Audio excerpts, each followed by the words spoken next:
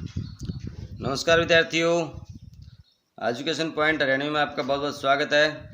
विद्यार्थियों, इससे पहले वाले वीडियो में हमने किया था फादर कामिल बुल्के यानी करुणा की दिव्य चमक लेसन को पढ़ा था। आइए आज हम करते हैं इसके महत्वपूर्ण प्रश्नों को। ये लेसन बहुत इम्पोर्टेंट है, इससे एग्ज़ाम में हर साल एक दो क्वेश्चन अवश्य आते हैं। तो इसके प्रश्नों को आप अपनी कॉपी में भी राइट डाउन कर लीजिएगा और याद करना शुरू कर दीजिएगा। पहला जो प्रश्न है, फादर की उपस्थिति देवदार की छाया जैसी क्यों लगती थी? भाई, फादर परिमल के सदस्यों में अत्यंत घनिष्ठ एवं पारिवारिक संबंध रखते थे। वे उम्र में बड़े होने के कारण आशीर्वचन यानी आशीर्वाद भरे वचन कहते थे। दुखी मन को सांत्वना देते थे, जिससे मन को उसी तरह शांति और सुकून मिलता था जैसे थके हारे यात्री को देवदार की छाया में मिलता है। इसलिए उनकी उपस्थिति देवदार के समान लगती है। सॉरी भाई। अगला प्रश्न है, फादर बुल्के भारतीय संस्कृति के एक अभिन्न अंग है, किस आधार पर कहा जाएगा? तो भाई, फादर बुल्के भारतीय संस्कृति के अभिन्न अंग बन चुके थे। उन्होंने भारत में रहकर अपने देश के घर परिवार आदि की पूरी तरह से भुला दिया था। 47 वर्षों तक भारत में रहने वाले फादर केवल 3 बार ही अपने परिवार से मिलने बेल्जियम गए थे। वे भारत को ही अपना देश समझने लगे थे। वे भारत की मिट्टी और यहाँ की संस्कृति में रच बस गए थे। पहले तो उन्होंने यहाँ रह कर के पढ़ाई की और फिर डॉक्टर धीरेन्द्र वर्मा के सानिध्य में राम कथा, उत्पत्ति, विकास और अपना शोध प्रबंध पूरा किया। उन्होंने प्रसिद्ध हिंदी अंग्रेजी शब्दकोश भी तैयार किया। इस तरह से वे भारतीय संस्कृति के होकर के ही रह गए थे। अगला प्रश्न है, पाठ में आए उन प्रसंगों का उल्लेख कीजिए जिनसे फादर बुल्के का हिंदी में प्रेम प्रकट होता है। तो भाई, फादर बुल्के ने कोलकाता से बीए करने के बाद हिंदी में एमए इलाहाबाद से किया।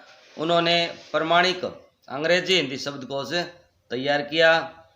मातृलिंग के प्रसिद्ध नाटक ब्लूबर्ड का हिंदी में और नीला पंछी के रूप में रूपांतरण किया। इलाहाबाद विश्वविद्यालय से राम कथा, उत्पत्ति और विकास पर शोध प्रबंध लिखा। परिमल नामक हिंदी साहित्यिक संस्था के सदस्य बने। वे हिंदी को राष्ट्रीय भाषा का गौरव दिलाने के लिए प्रयत्नशील रहे।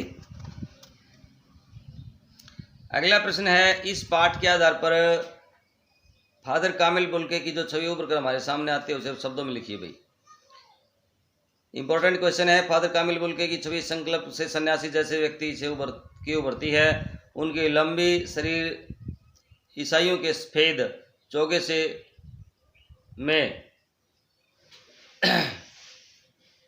ढका रहता था, मुंह नहीं ढका। उनका रंग गोरा था और चेहरे पर सफ़ेद भूरी दाढ़ी थी। उनकी आंखें नीली थी। वे इतने मिलनसार थे कि एक बार संबंध बन जाने पर सालों साल निभाया करते थे। वे पारिवारिक जलसों में पुरोहित या बड़े भाई की तरह उपस्थित होकर के आशीर्वाद से भरे वचन देते थे, जिससे मन में अद्भुत शांति मिलती थी। उस पर उनकी छवि देवदार के किसी विशाल वृक्ष जैसी होती थी। अगला प्रश्न है, लेखक ने फादर बुल्के को मानवीय करुणा की दिव्य चमक क्यों कहा है? लेखक ने फादर कामिल बुल्के को मानवीय करुणा की दिव्य चमक इसलिए कहा है क्योंकि फादर नेक दिल वाले व्यक्ति थे। वह थे नहीं भाई, ये वह काट देना, व्यक्ति थे जिसकी रगों में दूसरों के लिए प्यार, अपनता और ममता भरी थी। वह लोभ, क्रोध, कटुभाषिता से कोसों दूर थे। वे अपने परिचितों के लिए स्नेह और ममता रखते थे। वे दूसरों के दुख में सदैव शामिल होते थे और अपने सांत्वना भरे शब्दों से उनका दुख हर लेते थे। लेखक को अपनी पत्नी और बच्चे की मृत्यु पर फादर के सांत्वना भरे शब्दों में शांति मिलती थी। वे अपने प्रेम और वात्सल्यता के लिए जाने जाते थे।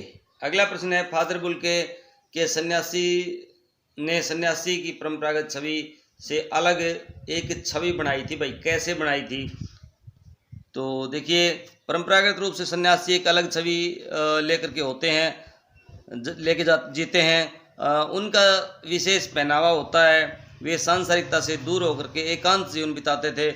मानवीय संबंधों और मोह से उनका कुछ लेना देना नहीं होता है। वे लोगों के दुख सुख से तटस्थ रहते हैं, किनारे पर रहते हैं और इस वंदना में ही अपना समय बिताते हैं, यानी भगवान की वंदना में अपना समय बिताते हैं।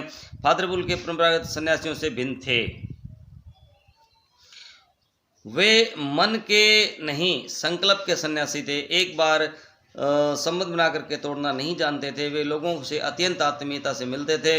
वे अपने परिचितों के दुख सुख में शामिल होते थे और देवदारू वृक्ष की शीतलता से भर देते थे। इस तरह से उन्होंने परंपरागत सन्यासी से हट करके अपनी छवि प्रस्तुत की है। अगला प्रश्न है भाई, आशय स्पष्ट करना है, नम आँखों को गिनना, स्याही फैलाना है या फादर को याद करना एक उदास शांत गीत सुनने जैसा लगता है। पहले का आशय की आशय यह है कि फादर की मृत्यु पर अनेक साहित्यकार, हिंदी प्रेमी, ईसाई है, धर्मानुयायी लोग, अन्य धर्म के लोग इतनी संख्या में उपस्थित होकर के शोक संवेदना प्रकट कर रहे थे कि उनकी गणना करना कठिन एवं उनके बारे में लिखना स्याही बर्बाद करने जैसा था, अर्थात उनकी संख्या अनगिनत थी। अगला है कि आज इसका आशय यह है कि फादर को याद करते ही उनका करुणामय, शांत एवं गंभीर व्यक्तित्व हमारे सामने आता है। उनकी याद हमारे उदास मन को विचित्र सी उदासी एवं शांति से भर देती है। ऐसा लगता है कि जैसे हम एक उदासीनता या उदास सा संगीत सुन रहे हैं। अगला प्रश्न है, आपके विचार से फादर बुल्के ने भारत आने का मन क्यों बनाया होगा? भारत की गणना प्राचीन काल से ज्ञान और अध्यात्म का केंद्र रहा है। यह ऋषि मुनियों की पावन भूमि है, जहाँ पर गंगा यमुना जैसी मोक्षदायिनी नदियाँ बहती हैं। इसी भूमि पर रामकृष्ण, गौतम, महावीर स्वामी, गुरु नानक, रैदास, तुलसीदास आदि महापुरुषों ने जन्म लिया है और अपने कार्य व्यवहार से दुनिया को शांत करने का संदेश दिया है। फादर बुल्के इन महापुरुषों से प्रभावित हुए होंगे और भारत आने का मन बनाया होगा। अगला प्रश्न है, बहुत सुंदर है मेरी जन्मभूमि भूमि रेम्स चैपल। इस पंक्ति में फादर बुल्के की अपनी जन्मभूमि के प्रति कौन सी भावनाएं अभिव्यक्त हुई हैं? आप अपनी जन्मभूमि के बारे में क्या कहते हैं, सोचते हैं? भाई, बहुत सुंदर मेरी जन्मभूमि रेम्स चैपल, इस पंक्ति में फादर बुल्के का अपनी मातृभूमि के प्रति असीम लगाव प्रकट हुआ है। इसी लगाव से एवं मातृभूमि के प्रेम के कारण उन्हें मातृभूमि सुंदर लग रही है। मैं भी अपनी मातृभूमि के बारे में फादर बुल्के की जैसी सुंदर भावनाएं रखता हूँ। मेरी जन्मभूमि सर्व के समान सुंदर है तथा समस्त सुखों का भंडार है। यह हमारा पोषण करती है तथा हमें स्वस्थ एवं बलवान बनाती है। यह हमारी माँ के समान है। एक और यहाँ की 6 ऋतुएं इसकी जलवायु को उत्तम बनाती हैं, तो दूसरी ओर अमृत तुल्य जल से भरी गंगा यमुना प्राणियों की प्यास बुझाती है। मैं अपनी मातृभूमि पर गर्व कर सकता हूँ। इसकी रक्षा करने के लिए मैं अपना सर्वस्व अर्पित करने के लिए तैयार हूँ। अन्य कुछ प्रश्न भाई, फादर बुल्के की मृत्यु से लेखक आहत क्यों हुआ? भाई, फादर बुल्के लोगों के से सदव्यवहार करते और हमेशा प्यार बांटते रहे। उन्हें किसी पर क्रोध करते नहीं लेखक ने नहीं देखा। उनके मन में दूसरों के लिए सदैव सहानुभूति एवं करुणा भरी रहती थी। ऐसे व्यक्ति की मृत्यु जहरबाद नामक कष्टदायी फोड़े से हुई। फादर जैसे उदार महापुरुष की ऐसी मृत्यु के बारे में जानकर लेखक आहत हो गया। लेखक ने फादर का सब चित्र जो खींचा है उसको लिखिए भाई। लेखक ने फादर का जो चित्र खींचते हुए लिखा है, एक लंबी पादरी के सफ़ेद चोगे से ढकी आकृति, गोरा रंग, सफ़ेद जाई मारती, बुईदाढ़ी, नीली आंखें, बाएं खोल करके गले लगाने को आतुर, जिनका दबाव लेखक आज भी अपनी छाती पर महसूस कर रहा है।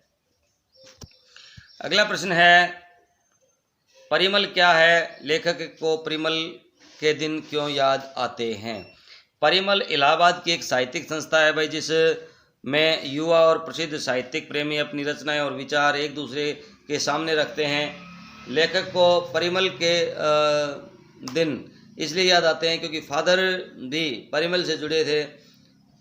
वे लेखक एवं अन्य साहित्यकारों के हंसी मजाक में शामिल होते, गोष्ठियों में गंभीर बहसें करते और लेखकों की रचनाओं पर बेबाक राय और सुझाव देते थे।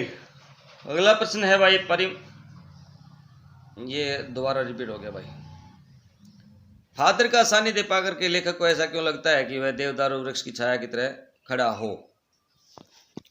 फादर का सानिध्य और उत्सवों के अवसर पर फादर बड़े भाई और पुरोहित के समान साथ खड़े होते थे और आशीर्वाद से भर देते थे। लेखक को उनका बच्चा और उनके मुंह में फादर द्वारा अन्न डालना, उनकी आंखों में चमकता वात्सल्य आज भी याद है। वह वात्सल्य और सानिध्य उसी तरह शीतलता भर देता था जैसे देवदारू वृक्ष की शीतल छाया में कोई यात्री से शीतलता से भर देता है। अगला प्रश्न है, फादर की पारिवारिक पृष्ठभूमि और उसके स्वभाव की किसी सीमा तक उन्हें सन्यासी बनाने में सहायक सिद्ध स्पष्ट कीजिए।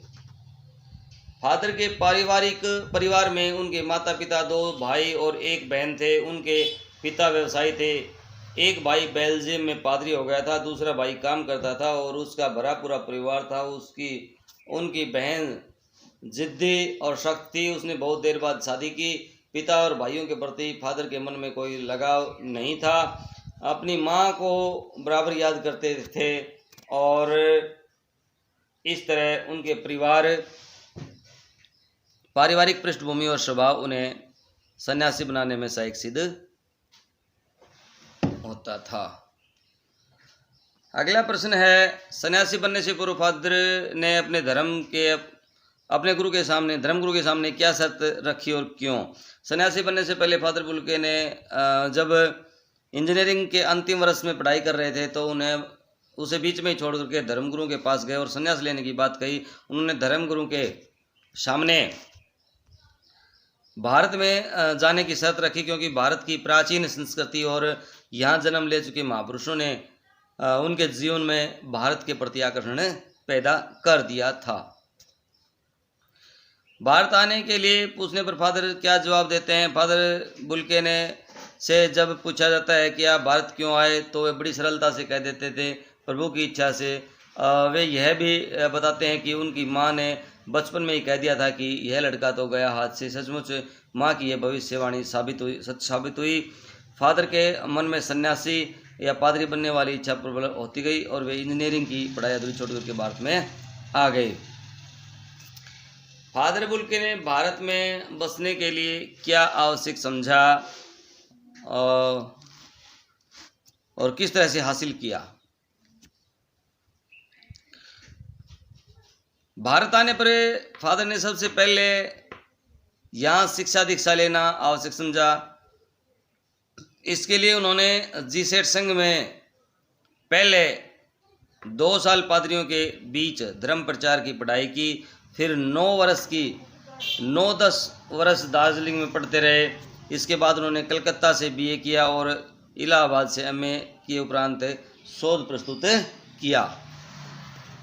अगला प्रश्न है, सन्यासी होने के बाद भी फादर अपनी माँ से स्नेह एवं प्रेम कम न हुआ, स्पष्ट कीजिए। लेखक और फादर में घनिष्ठ संबंध थे। फादर लेखक को अक्सर माँ की स्मृतियों में डूबा हुआ देखता था।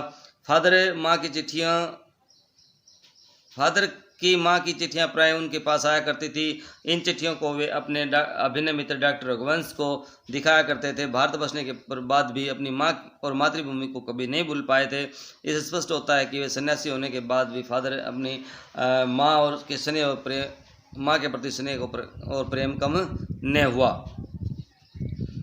अगला प्रश्न है, फादर बुल्के ने हिंदी के उत्थान के लिए क्या प्रयास किया? इंपॉर्टेंट प्रश्न है भाई। भारत में रहते हुए फादर ने इलाहाबाद विश्वविद्यालय से एमए किया। इसके बाद इससे ज्ञात होता है कि उन्होंने हिंदी से विशेष लगाव था। उन्होंने हिंदी के उत्थान के लिए हिंदी को राष्ट्र भाषा बनाने के लिए काट्य तर्क प्रस्तुत किया। हर मंच से हिंदी की दुर्दशा को प्रकट करते थे। हिंदी वालों द्वारा हिंदी की उपेक्षा पर दुख व्यक्त करते थे। वे हिंदी को राष्ट्रभाषा के रूप में देखने के लिए चिंतित थे। अगला लास्ट प्रश्न है भाई, मानवीय करुणा के दिव्य चमक पाठ के आधार पर फादर की विशेषताओं का उल्लेख कीजिए भाई। मानवीय करुणा के दिव्य चमक पाठ से फादर बुल्के की निम्नलिखित विशेषताओं का ज्ञान होता है भाई। वे संकल्प से सन्यासी थे, मन से नहीं। फादर संबंध बनाकर उसे निभाना जानते थे। फादर अपने परिचित एवं परिवार वालों के साथ स्नेह में संबंध रखते थे। वे सुख दुख में परिवार के सदस्यों की बातें खड़े नजर आते थे। वे भारत और हिंदी से असीम लगाव रखते थे। फादर पास्कल ने ऐसा क्यों कहा कि धरती से ऐसे और रत्न पैदा होंगे? फादर कामिल बुल के वास्तव में रत्न थे। वे करुणा, सहानुभूति और ममता से भरपूर थे। वे सदा दूसरों से प्यार बांटते थे। उन्हें क्रोध उन्हें कभी छू भी नहीं सकता था। भारत आने के बाद वे भारत में के होकर के रह गए और यहीं की संस्कृति में रच बस करके रह गए। वे दुख से में सांत्वना देते और सुख में उत्सव में बड़े भाई का आशीर्वाद देते थे। उनका के साथ देवदारू की छाया जैसा होता था। उनके मानवीय गुणों को याद करके फादर पास्कल ने